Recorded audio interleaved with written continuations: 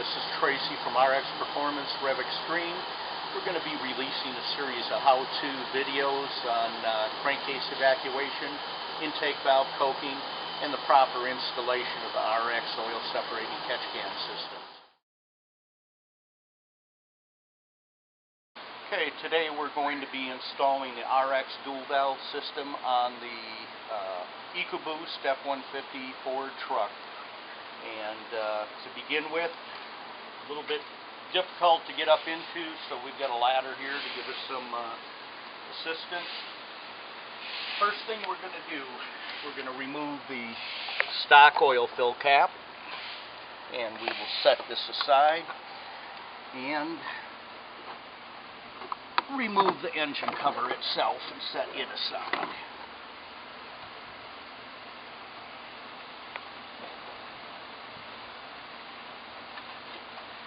And what we're going to be doing here is removing the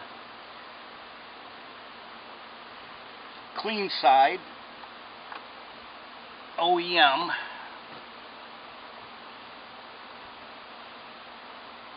line from the driver's side inlet pipe. And what we can see right here is there's been all sorts, and this is a brand new engine, by the way. We can see all this oil here, we can see the oil down here, so it has been ingesting quite a bit of oil already. And we're going to set aside the stock parts, mounting the catch can, which is removing the mounting bolt for the horn bracket.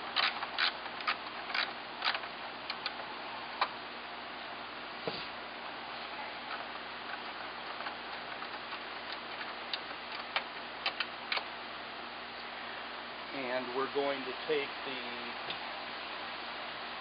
short L bracket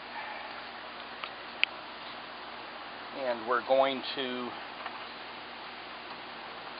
move the cable for the hood release just up slightly.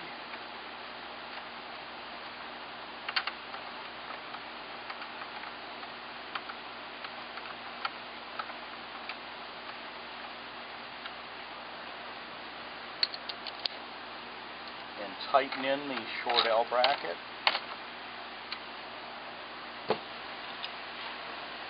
Okay, what we're doing here is we're popping this retainer pin off so that we can access this opening to put our lines through that are going to attach to the engine. So we have put the lines first on the can with the check valves on the outer fittings flowing away from the catch can.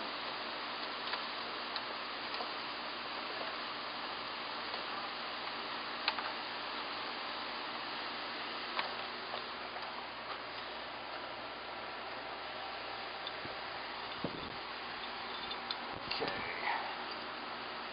We're going to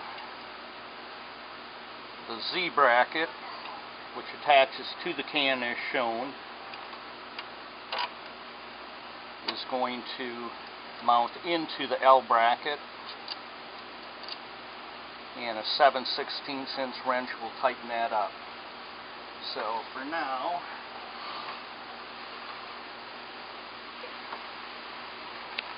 we're going to work our lines through.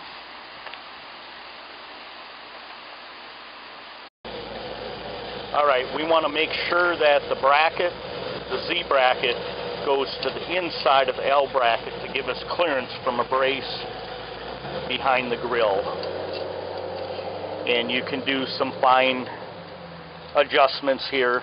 This allows you to move it. We're going to first mount it in close to give us as much clearance from that as we can. So, alright, now we're going to move on to bringing our lines through. We're going to drill now the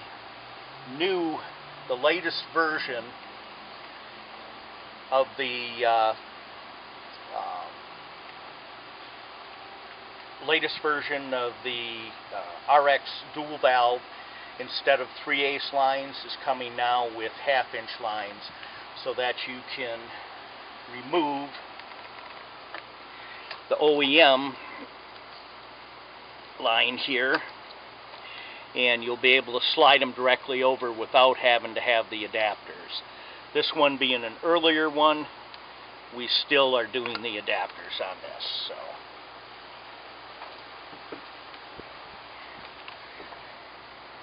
okay, now we have the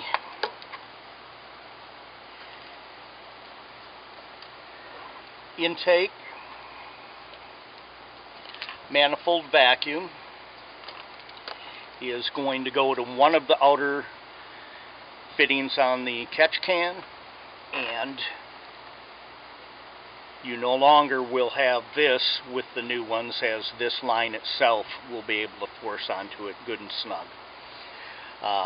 Check valve will be in line, and it can be anywhere in line between here and the can. We've got the check valve inside the shrink tube here. Next, we're going to have our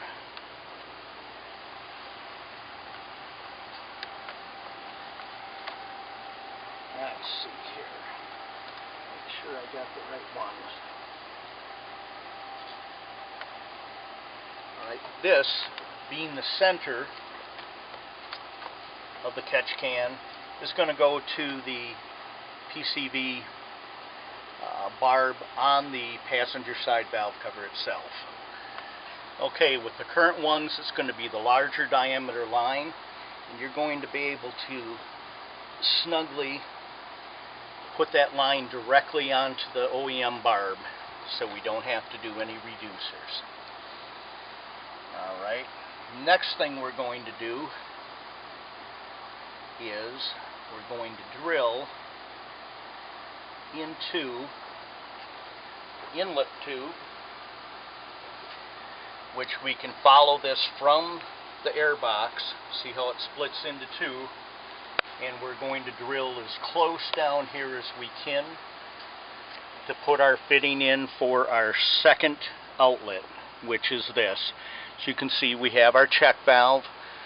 Verify the arrow is pointing in the correct direction. With the new ones, it's going to be the larger check valve that's going to come, that will go inside the shrink tube itself.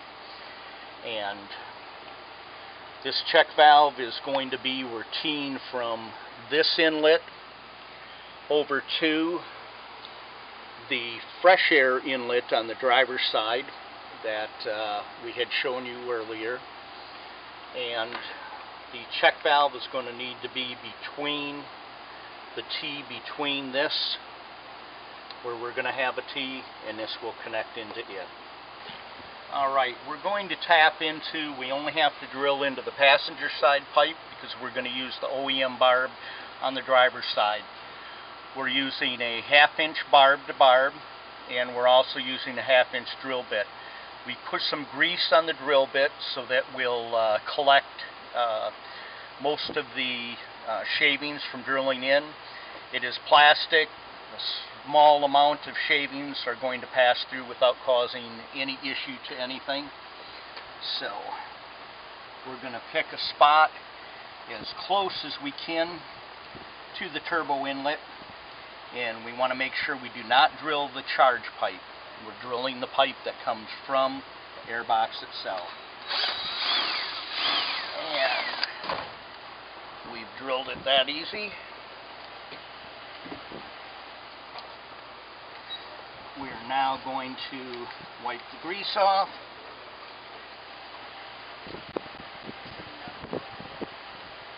And as you can see, we've caught pieces of plastic all the way up through here, so you don't have to worry that you're getting debris in there. We're now going to